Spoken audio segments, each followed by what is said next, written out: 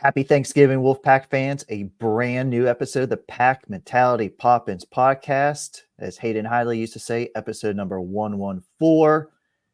Joined today, fresh out of practice, the head coach of the Wolfpack, Pat Popolizio. Pat, thanks for joining us. Great to see you. As always, excited, fired up. Yeah, great. Thanks for the warm welcome. Appreciate that nice greeting you had there. But probably a little cranky. Wolfpack Wrestling, you guys have had a road show here. We got a lot of miles in the last couple of weeks. It's been tremendous. Last weekend was the Pat Popolizio former coaching tour. That's true. I don't think a lot of people know about that. You hit a lot of your old stomping grounds. Just the way the schedule worked out. Woke up and was like, wait a second. Okay. I won't call it the Pat Popolizio revenge tour, but I know you had good times at all of those stops, but very busy. You guys started up November 1st, already 7 duels under your belt, a round robin, 7-0 record. But I think it's a good time. I think everybody kind of needs a little bit of a break right now. Yeah, no doubt about it. It wasn't so much the competition, it was the travel. We were planes, trains, and automobiles for last couple weekends. I think we left Sunday. We flew out of Newark Airport and we were back there Wednesday morning. Okay. We got a couple of days. As you were enjoying your bed and being home, we were touring the Northeast. No offense to Jersey people, but I do not miss the Newark Airport. But yeah, I mean, you guys were down in Fayetteville, over in Boone, up in New York, up in PA. But all in all, positive results. Like I said, 7-0 in duels. You guys outscored your foes 287-30. Very cool. I'm still a stats geek. Your starters in duels, 48-3 this year. So you put these teams on the schedule, you're getting results. That's what you wanted to see for this first month. Yeah, we just want to get mat time. You know, the heart of our schedule is going to be very competitive. So this month of November was really just about settling into the weight class, getting guys, just minutes on the mat. And I think we accomplished that for November and saw some good competition as well with some individuals. So it was good. I think it was healthy. And a couple-day break is needed for these guys as we obviously get ready for our next competition next week. I was going to say, the only podcast that pulls back the curtain, but we're taping this on a Wednesday. You guys just got done with practice. What does this Thanksgiving weekend look like for you guys?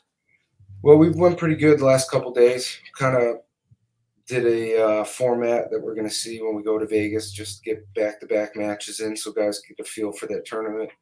Waking up the next day, not, wrestling probably 2 to 3 matches when we go to Vegas, waking up, having another 2 to 3 matches. So really just getting guys prepared for that. It's different than dual meets. We're crazy as a sport, as how we operate dual meets all year, and then we go to the most important tournament and go back to an individual tournament. Yep. So got to balance the two this year.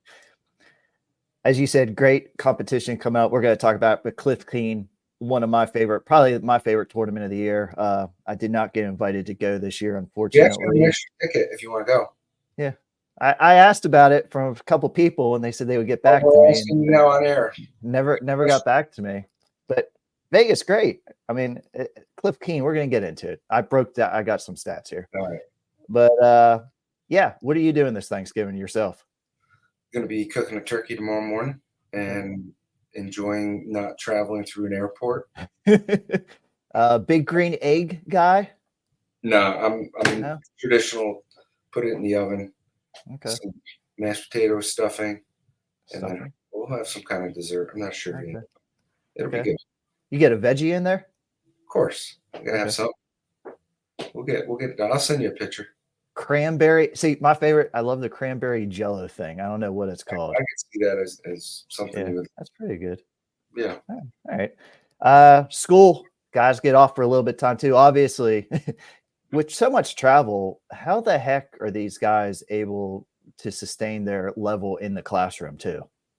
They do a good job. That's something we stress pretty hard, the academics. So the majority of the guys stay in front of it. We obviously know our schedule ahead of time and manage and plan, and our academic advisors do a great job with the support. So academics is never an issue for us because of the type of kids that we attract here, and it goes hand in hand. The guys take care of the work in the classroom, so it doesn't add stress to any kind of competition or training that we do. And it's obviously when you're at this level, you got to maintain everything across the board. And our guys have really good discipline and maturity when it comes to this stuff, so it's a non-issue for us. I know you're a lot older than I am, so you were in college way before me, but it's a lot different now with these guys on their computers, turning in stuff online, doing online classes.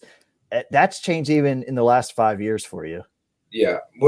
It is good because there were guys taking tests or had classes online. We're obviously get a lot of downtime when we're on the road. So if they're doing it right, they'll get plenty of time to work on their schoolwork and make sure that everything's handed in on time. So we are on top of all that. Non-issue for us. Non-issue. I like it. There's never any issues with anything when I talk to you sometimes. So that's great. Yep. I told you before we logged online, a great partnership, the Wolfpack RTC, Wolfpack Wrestling Club. Obviously, they provide us with this great podcast, but yet again, they're giving away 2 tickets, NC State football, Carolina State, Saturday at Carter Finley Stadium, 8 o'clock at night, 8-3 versus 8-3. Some excitement. I mean, that is just Wolfpack Wrestling Club stepping up here with these ticket giveaways. Yeah. Some very generous donor gave those 2 tickets, so we're very appreciative of what he does for this. I was going to say, huge donor, sacrificing as he always does, I'm sure. But Wolfpack, name it. Wolfpack fans, please help us out. Obviously, you can win these tickets. But if you like this podcast, it is also available online on YouTube at Wolfpack RTC. Somebody is going to tweet out later today how to win those tickets. But what you got to do, though, you got to make them say something. We can't just like the podcast because they read that. We got to put some phrase in here at the end. Okay. So first of all, it's not me doing this. It's the Wolfpack Wrestling Club. We got to come up. So, like maybe in the last minute, we come up with a word or a guy's name they got to put in the bottom of it, so we know that they watched. Okay. That's kind of smart. Yeah. What are the odds that we forget to do that at the end of this podcast? I'll remind you. Don't worry. Okay. Thank you. All right. Well, we're going to do that. But to win these tickets, you got to go to our YouTube channel, or not our YouTube channel, the Wolfpack RTC YouTube channel. Pat, you mentioned travel. One guy, obviously, he was in the headlines. Want to mention Trent Hidley. Great weekend of action. See, did that black eye come in yet? Is that cut a little bit healed? I saw he had a little bit of a scar after. Whole face, his ear. Okay. He was on a Warrior tour this last weekend and did a phenomenal job. It's not a easy task wrestling folk style, switching over to freestyle, and then to have that kind of tournament and beat the guys that he did. I mean, that just speaks to the level of where he's at when it comes to competition.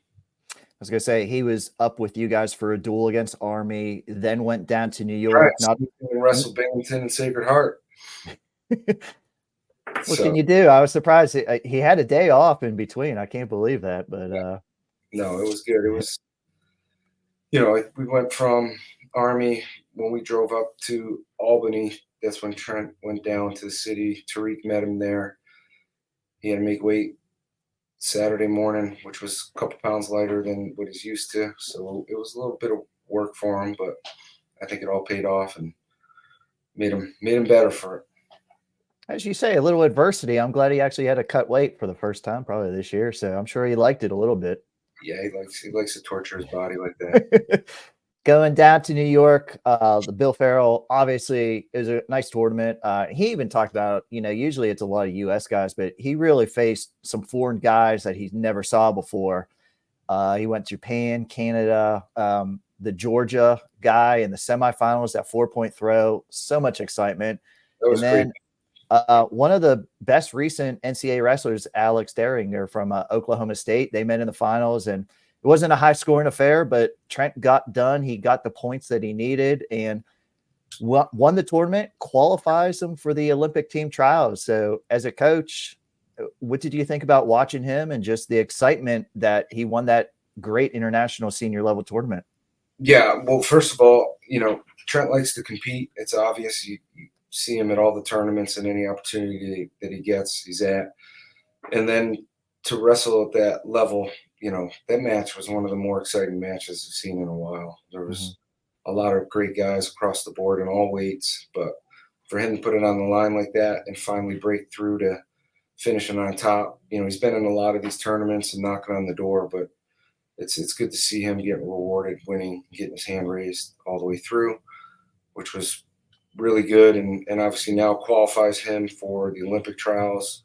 You add Isaac in, there's two guys right here on our roster, and let's not forget Mock and Nick both winning. So out of the 6 weights, NC State current and former athletes had 3 champs. And obviously you mentioned Isaac Trumbull in there. So right now, 4 current/former NC State wrestlers have qualified for the Olympic team trials. Trent did an interview afterwards. He said he never, the Georgia match, 1 second left, picked the guy up, threw him for a 4-point move. Said he never done that from the left side before. Is that his no go-to move? I guess in the spur of the moment, that was flurry right there. But yeah, it was good. I mean, that was, again, you could see how hard those guys wrestled in that match, and he's feeling it. So a couple days recovery for him. We'll be right back at it. But yeah, it's been a good week for NC State and obviously Trent and Tariq. Coach Tariq is. I was just gonna say, have you ever seen a corner coach more calm and relaxed than Tariq Wilson? Was he even awake during that time? Everyone's screaming, cheering, and Tariq's just sitting there, zero emotion. Yep. And that's Tariq for you. Little bit different from you and Coach Hall in that corner, so it was kind of funny. You got to balance out. Obviously Trent going home, enjoying some time off, be back. You guys coming back next week. Cliff Keen Invitational. This is one of my favorite tournaments. I believe it is still, you get to take 10 wrestlers. Is that correct? Yep. 1 per weight class. Yes. Have you determined the 10 that are going yet, or is there still a little bit of competition next week to figure that out? We finished the wrestle off at 65. Kovacs won in a really tight match, so he'll wrestle this week at the Cliff Keen. Camacho is going to take the weekend off, and Troy Holman will wrestle in his spot. But other than that, our nine guys will be there. And this is an incredible tournament this year. I got to get out the notepad so I'm not looking straight at the camera. But Arizona State, Cornell, Iowa State, Michigan, Nebraska, Ohio State, Oklahoma State, Carolina, Virginia Tech, you guys. And that's just to name a few of the tournaments. This is unbelievably deep tournament. 100%. I mean, look across the country, and you're not going to find a tournament that has these ranked teams in it like that until the NCAA. So it'll be a good true test for us. I would imagine – every program might have the majority of their guys in there. So, you'll see a few guys that won't be in it, but that just comes with the territory this time of year on who needs matches, who doesn't. And, we're kind of in that situation. We know certain guys have a really tough schedule ahead, so we're mapping out a little bit of a game plan for everyone. Absolutely. And I know you mentioned it, and you might storm off the set here and quit the podcast, but we got to talk about rankings. Camacho actually up to number 1 at 125. He had that great win over Ramos already, beat a very good Army guy. Seems like he's making weight okay. The knee's okay, and he's back to being Camacho again. Yeah, he's done a phenomenal job getting himself ready. Obviously having that year to fine-tune some things and rehab, and he's super disciplined and focused, and really for him it's just managing and getting better on the little things that he needs to, but he's going to be right in the mix of things to win a national title this year. So there's nothing more that he can be doing. He's on top of everything as far as training, school work, and just the plan in place and taking day to day, and I think some great things are ahead for him. And we got a lot of guys this year that can do some damage come the end of the year, and we got to continue to get better. I was going to say, a lot of guys ranked this year. You're used to that. But do you talk about expectations at all this early in the year?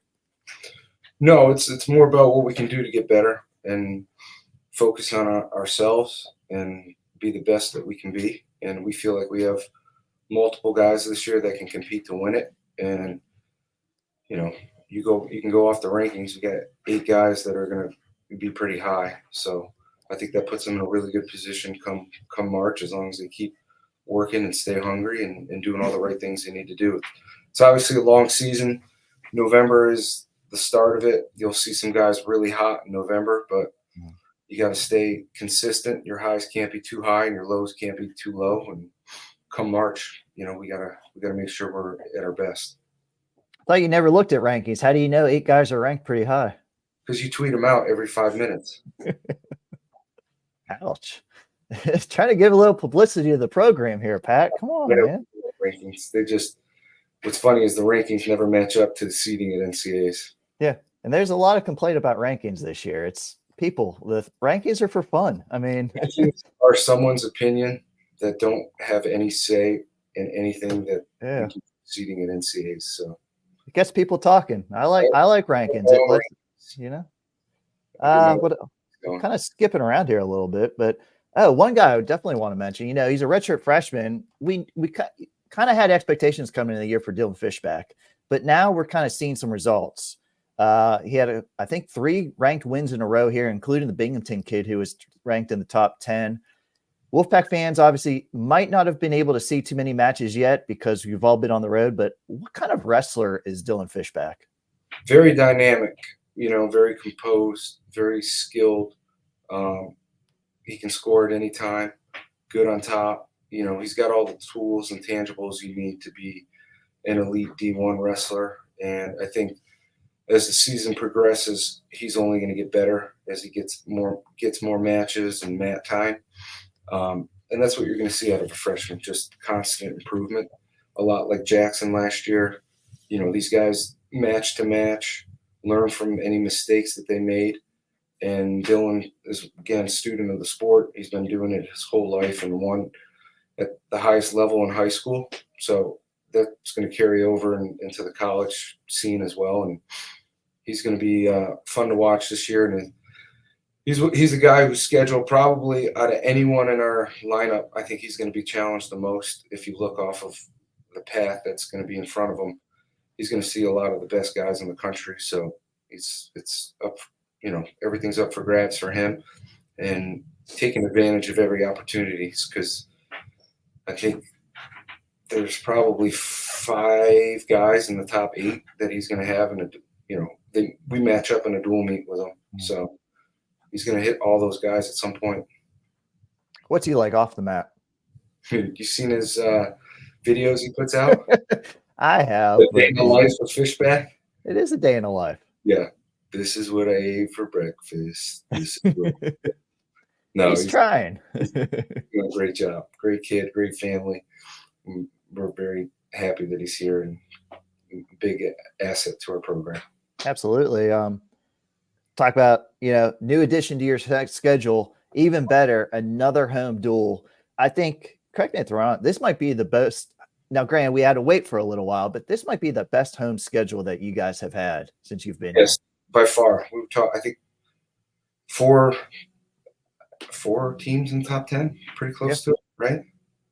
3 and then 4 in the and it could be all 5 in the top 20 by the time they roll around. Yeah. So it's going to be real exciting to have. And what I like about it is they're kind of, obviously the January one's a little further out, but as we get into the ACCs, they're back to back for the most part. Yeah. So, it'll give people an opportunity to come each week and get to know the guys a little bit more and more. But we got to make Reynolds rock, and come January 5th, I think that match got picked up by ESPN, so that'll be across the country. So it'll be an awesome atmosphere in Reynolds. Obviously, you didn't mention the team, but Oklahoma State coming to Reynolds Coliseum on January 5th. I saw the news break on Twitter that day, and just lots of great reaction. People excited. As you said, it will be on ESPNU, but come to Reynolds. I mean, Oklahoma State in Reynolds Coliseum. That's a great first duel of the year.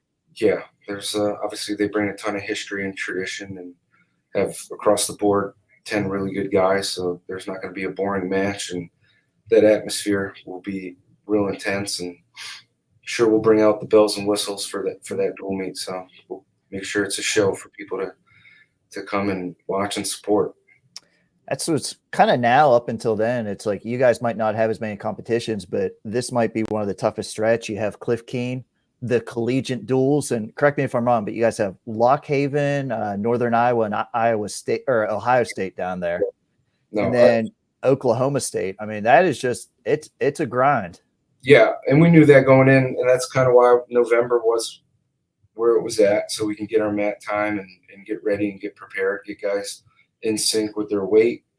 And once we level that out, we're ready to see the best teams in the country and the best guys and see where we're at. It's gonna be a dogfight for us, but I think come March it's gonna make us better. Okay. It's great catch up. What's the for yourself, what's your pound allowance for this weekend? We stay consistent, Brian. There's just holiday doesn't mean we have to go crazy, right? Okay. I was just gonna say, if you're gonna make the guys weigh in, I want to know if the coaches are weighing in. Right on my weight. I'll be working out all the way through. No, guys we'll get 2 days off. They'll be back here, and then we'll hit it pretty good Saturday, Sunday, Monday.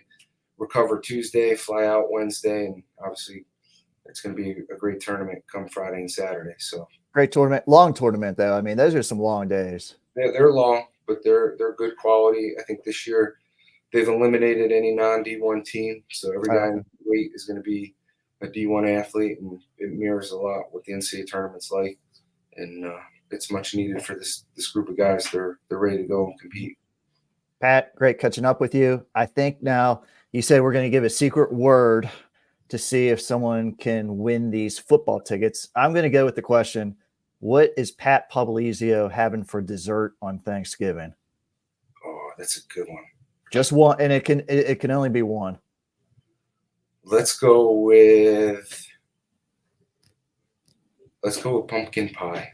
Pumpkin, traditionalist. Whipped cream on that? Ice cream? What are we topping it with? Ice cream. Gotta go ice cream. Wow, that's. You're gonna have to hit the Stairmaster after this day. We gotta have a big piece. We can have okay. Let's see. Pat Popolizio said it. Pumpkin pie is our answer. Somehow, some way, we're going to get this out on Twitter so people can win some tickets. But Pat, thank you very much for joining us. I look forward to Cliff Keen every year, even if I have to sit at home and watch it. But great tournament. I was going to say, we'll take you up on that offer. But Pat, thanks for catching up. Wolfpack wrestling fans, thanks for joining us on yet another episode of the Pack Mentality Podcast. That's a lot of peace with Pat Popolizio. But thanks for another great episode, Pat. We appreciate you stopping by. Same, Brian. Enjoy your Thanksgiving. Go Pack.